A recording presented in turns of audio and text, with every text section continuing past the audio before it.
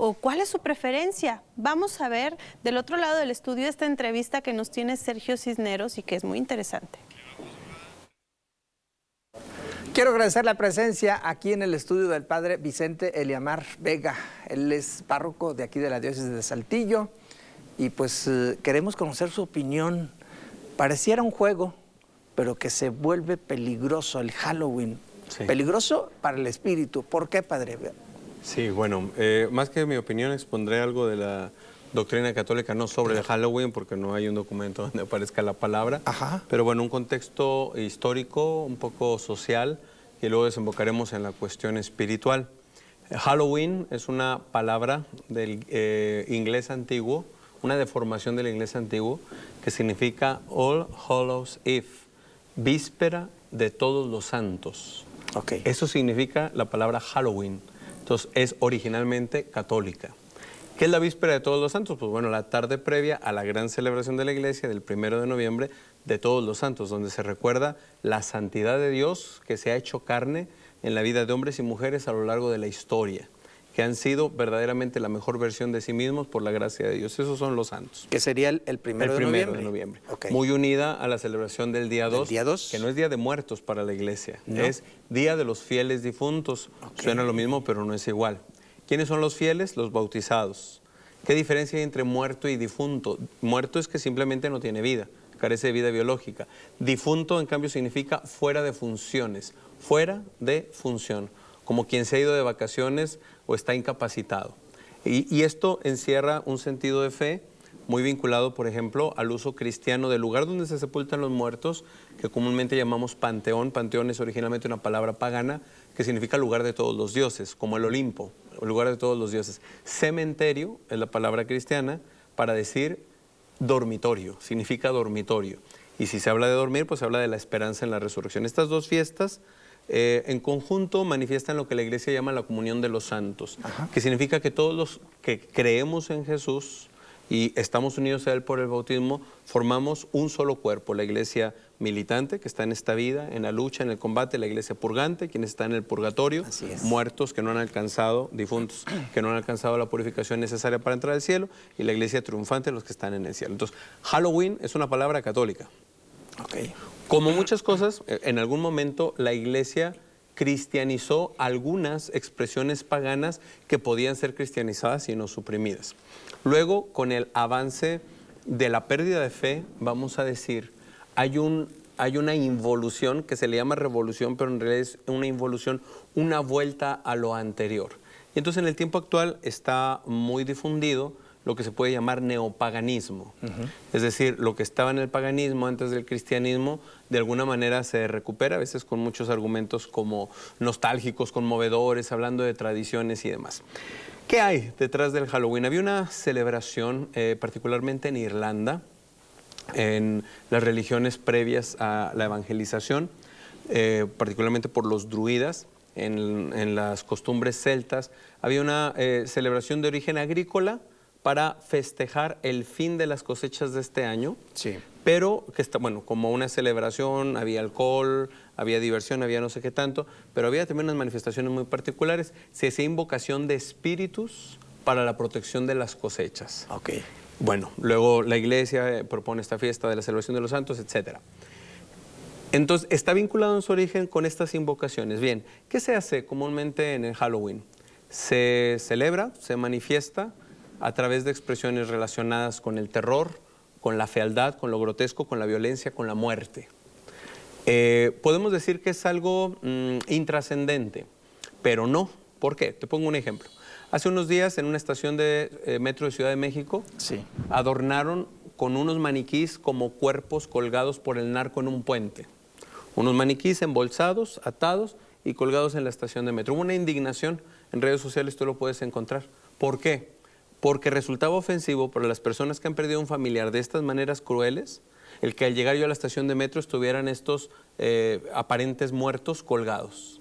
No nos vayamos más lejos. En el Tecnológico de Saltillo hay un muñeco colgado, un suicidado, haciendo una apología al suicidio. Y ha generado gran indignación por parte de la comunidad universitaria. Desconocía esto, pero en ambos casos, ¿cuál es el conflicto?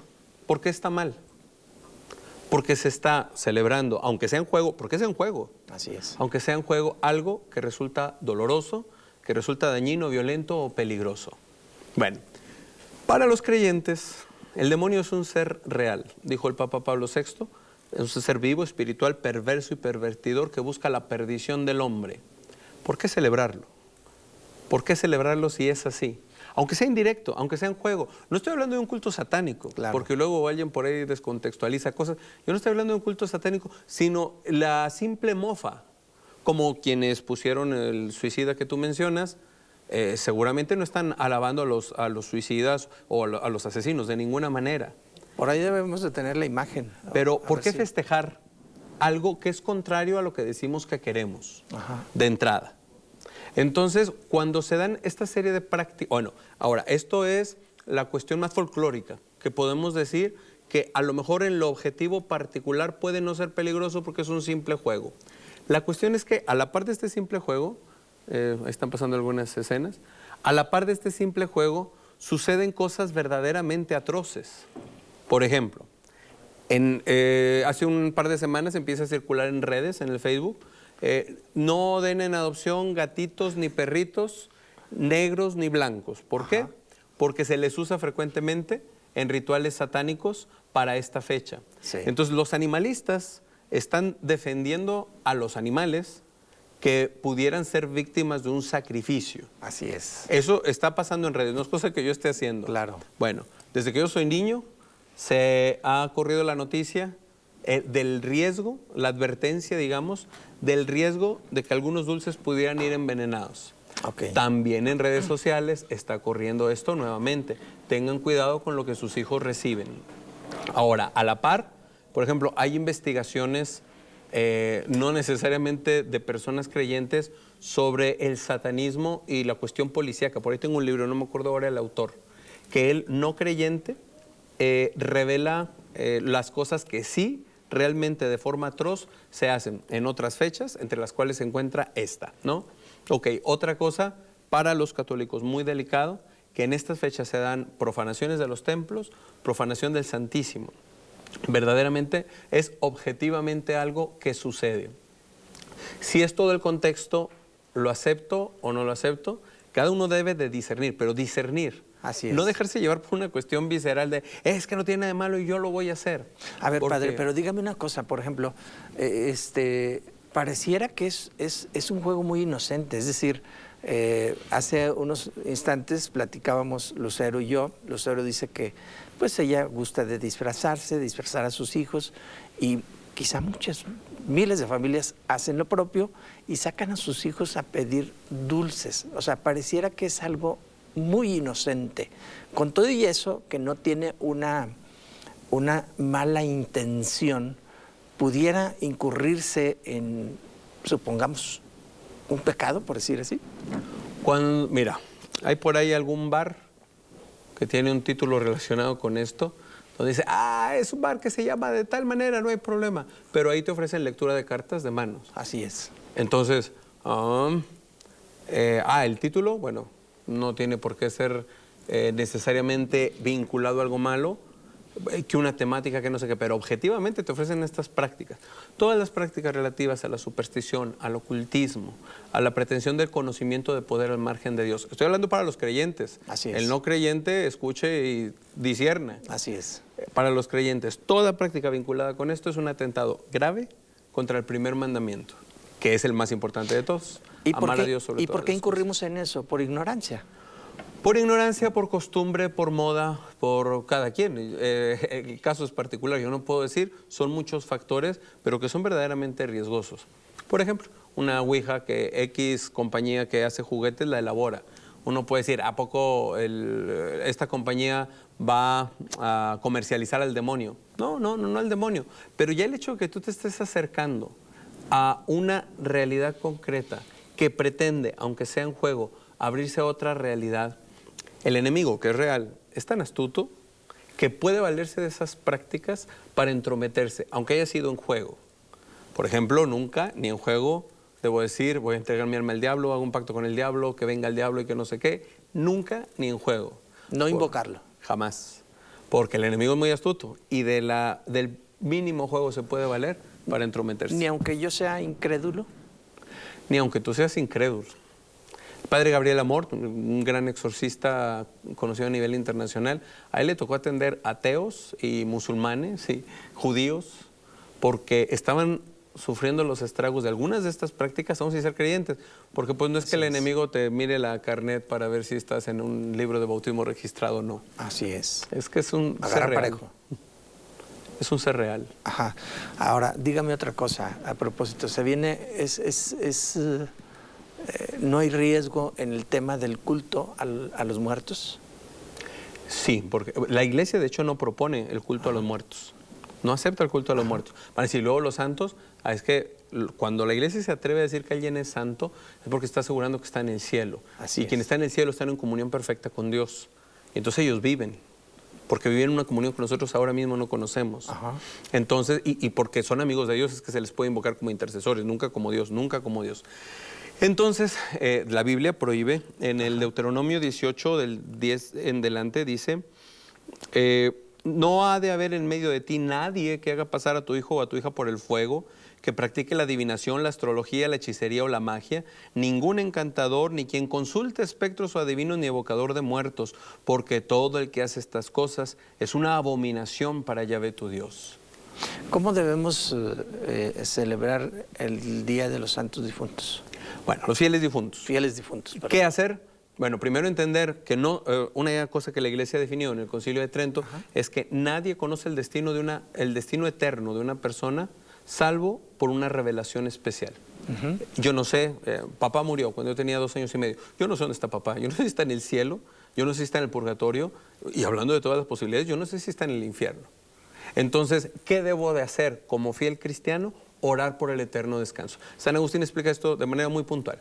¿A quien estuviera en el cielo le sirve mi oración? No, pero no se desperdicia porque sirve para gloria de Dios. ¿A quien estuviera en el infierno le sirve mi oración? No, porque sirve para no le sirve, porque no lo puedo poner en fuego lento en el infierno, pero no se desperdicia la oración porque sirve para consuelo de la familia. Entonces, ¿por qué oramos por los difuntos? Por el purgatorio, que es donde el alma termina de perfeccionarse, embellecerse, santificarse. Entonces, ¿qué es lo propio que la Iglesia propone respecto a los difuntos? Orar por ellos.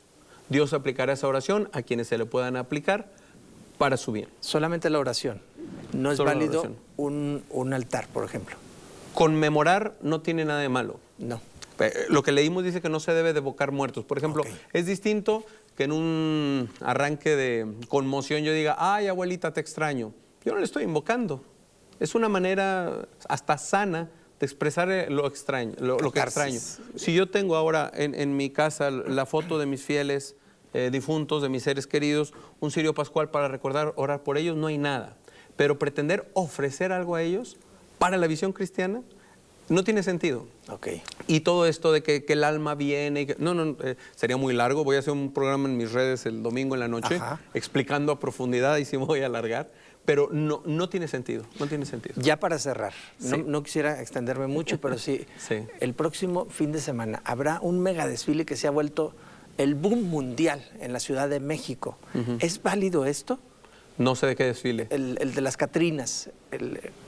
Bueno, la sola representación de la muerte no es por sí misma mala. La iglesia, tú vas a iglesias en Roma y está la calavera en muchos lados. ¿Por qué? Porque no es la calavera como un culto a la muerte.